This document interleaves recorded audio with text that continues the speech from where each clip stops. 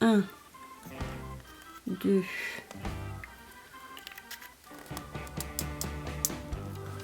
3, 4,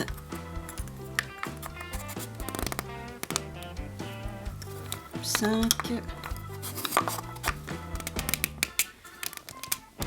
et il m'en manque une. Hey, c'est normal en Russie.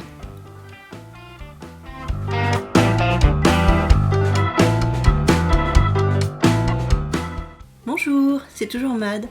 Alors aujourd'hui, je vais vous parler d'un livre que j'ai aussi lu après avoir vu le film. C'est Cloud Atlas, appelé aussi Cartographie des nuages en français, de David Mitchell. À la différence de L'écume des jours, je n'avais jamais entendu parler de ce livre avant le film, et quand j'ai découvert la bande-annonce, un film avec Tom Hanks! Oui, j'aime beaucoup Tom Hanks. Tom Hanks! Je crois que tout le monde a compris là. Tom Hanks! Bref, j'ai attendu le film pendant de longs mois, je l'ai adoré, et quand j'ai découvert qu'il était tiré d'un roman, je me suis jetée dessus. Oui, presque comme ça. Bon, comme dit précédemment, d'habitude je préfère lire le livre avant de voir le film, mais là, il y avait Tom Hanks dedans. Non! Donc il y avait Tom Hanks dedans, donc ça ne me dérangeait pas de lire le livre avec Tom Hanks en tête.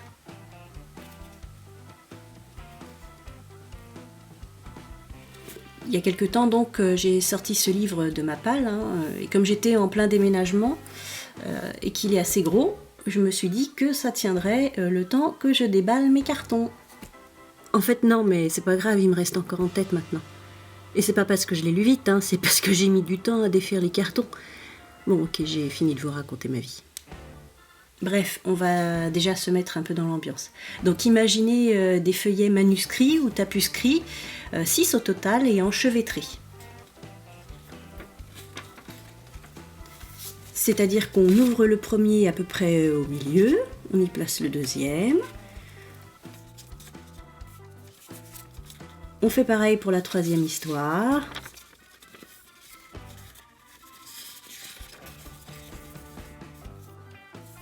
Puis pour la quatrième.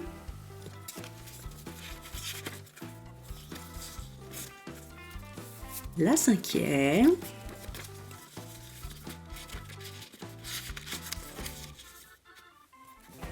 Et enfin la sixième qui se retrouve donc au milieu.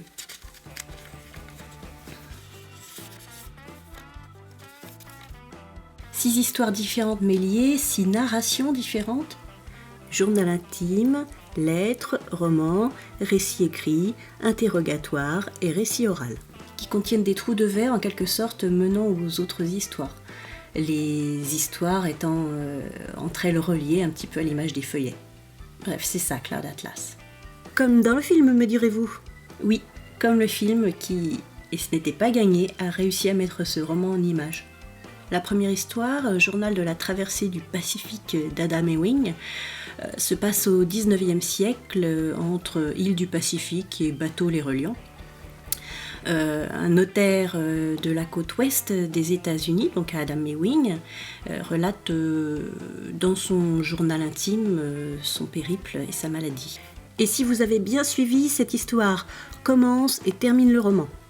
Il découvre de nouvelles cultures aussi bien chez les natifs que chez les colons. Son journal que nous lisons est abruptement coupé et laisse la place à l'histoire suivante, Lettres de Zedelgem, si je prononce bien. C'est l'histoire d'un jeune homme bisexuel anglais qui s'appelle Robert Frobisher. Et donc ça se passe entre Angleterre et Belgique, surtout en Belgique, et quelques années avant la Seconde Guerre mondiale. Ce sont ses lettres à son amant qu'on lit, toutes ses aventures, ses mésaventures surtout. Et c'est d'ailleurs lui le compositeur de la partition de Cloud Atlas, qui est un sextuor, donc 6 éléments, justement, comme dans le roman. Ce jeune Anglais s'est donc exilé en Belgique pour fuir ses créanciers et aussi pour se faire embaucher par un ancien compositeur, Vivian Ayres, qui est désormais incapable d'aligner 3 notes sur une portée. Il est pas sorti couvert, il a chopé une MST. Ah tiens, je te croyais endormi. Non, j'ai écouté sagement, c'est tout. Bah continue. Et toi aussi. L'amant de Frobisher, Rufus Sixsmith, on le retrouve dans l'histoire suivante, Demi-vie, la première enquête de Louisa Ray, qui se passe dans les années 70. Alors là non plus, il n'est pas le personnage principal, mais il a un rôle assez important. Il est scientifique.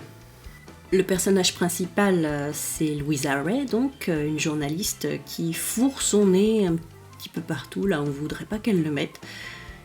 Et elle s'attire de sacrés ennuis. Une histoire de centrale nucléaire dont le manque de fiabilité est détecté par Sixsmith. Cette histoire-là devient le manuscrit d'un roman qui tombe dans les mains d'un éditeur chanceux. L'un des écrivains qui l'éditait a su faire un sacré buzz autour de lui en assassinant un critique littéraire. Puis malchanceux, les frères de l'écrivain en question veulent récupérer l'argent gagné grâce aux ventes des livres dus au buzz. Et ensuite, Timothy s'enfuit et se retrouve malgré lui dans une maison de retraite. Timothy Cavendish. Cette histoire, l'épouvantable calvaire de Timothy Cavendish, c'est la plus contemporaine de toutes. Et c'est lui-même qui raconte, non sans humour, ses mésaventures, aussi bien avec les frangins mal lunés que lorsqu'il se retrouve dans l'antichambre de la mort, où on le prend un petit peu pour un fou. Le récit de cet éditeur deviendra un film qui sera encore visible par quelques privilégiés dans le futur, un futur dystopique, dans l'oraison de Sunmi 451, et notamment donc par Sunmi 451, qui est une factaire. Pas facteur, hein, factaire, une clone esclave, quoi. Objet d'une expérience prouvant que ces factaires peuvent évoluer, et elle s'est fait arrêter, et ce qu'on lit là, c'est son interrogatoire qui a été filmé holographiquement par un archiviste. Pas celui de Dublin, hein, parce que là ça se passe en Corée. Encore quelques décennies ou siècles plus tard, dans la croisette Slush-Up et tout ce qui a suivi, après de monstrueux dégâts provoqués par le nucléaire, dégâts! Elle est gentille, une espèce d'apocalypse, ouais. Sunmi reste une icône, une sorte de déesse pour les habitants de la planète, donc les humains, qui sont retournés à l'état quasi sauvage. Et Zachary est l'un d'entre eux, et il raconte son histoire, sa jeunesse et sa rencontre avec une presciente qui s'appelle Méronime. Les prescients ont un savoir et une connaissance beaucoup plus large que les humains retournés presque à l'état sauvage. Cette histoire-là, c'est donc celle du milieu. Et on retourne ensuite aux autres histoires. Celle de Sunmi, celle de Timothy, de Louisa, de Robert et d'Adam.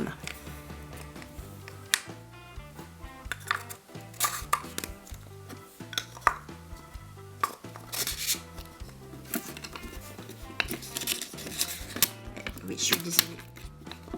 J'ai fait avec les moyens du bord.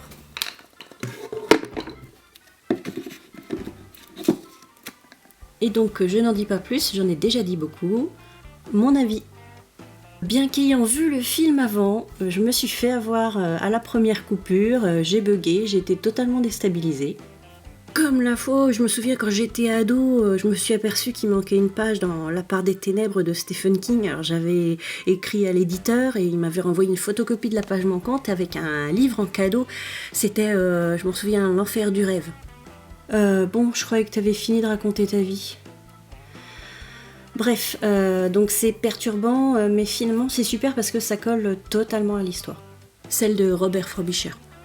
Donc, dans le roman, en tout, on a un peu de roman historique et une réflexion sur ce que les soi-disant civilisés ont fait comme mal aux dits sauvages. Un récit, lui aussi historique, où plane une ambiance de Seconde Guerre mondiale, mais qui est quand même plus axé sur les sentiments et les non-sentiments. L'amour, la jalousie, homosexualité, bisexualité, musique, narcissisme. On a aussi une histoire, disons, plus politique qui traite des dangers du nucléaire et de la façon dont peuvent fonctionner les lobbies. Une réflexion sur le buzz et la communication, de manière plus légère et comique, mais qui s'accompagne néanmoins d'un petit focus sur la mort, qu'elle soit intentionnelle, accidentelle ou de vieillesse. Ensuite, on a un avertissement sur les dangers de la manipulation génétique et du clonage, en même temps qu'une critique d'une société qui catégorise les individus et qui n'est pas sans rappeler le meilleur des mondes d'Aldous Huxley. Et enfin, une histoire post-apocalyptique où il faut éviter à tout prix de renouveler les erreurs du passé, et pour cela, il faut s'en souvenir et le comprendre. Et de là, hop, on retourne nous-mêmes dans le passé. C'est un très beau roman, un bon roman, une multi-aventure qui reste en mémoire longtemps, même après qu'on ait fini de lire le livre, parce qu'on s'attache aux multiples personnages, qu'ils soient bons ou mauvais, parce qu'au fond, nous on est pareil, on n'est pas totalement bon, totalement mauvais, on a des défauts, on a des qualités, et on ne sait pas toujours sur qui compter réellement. Parfois on se trompe sur les gens, on se fait des films. Le roman nous montre aussi qu'il existe un lien entre tout et tous. Un effet papillon ? Oui, en quelque sorte. On est dépendants les uns des autres dans le sens où les actions de chacun ont des répercussions aussi bien proches géographiquement et temporellement que lointaines. À travers les âges, à travers les pays, il existe comme une sorte de tissu, de trame qui relie tout. Et c'est ce qui forme en fait la réalité que nous connaissons. C'est donc tout ce qui crée chaque instant de cette réalité. C'est très philosophique en fait. Un peu oui, mais c'est aussi spirituel. Et quantique. Ah oui, surtout quantique. Et vous ? Vous avez lu ou vu Cloud Atlas ? Avec Tom Hanks. Et sur ce, bonne lecture.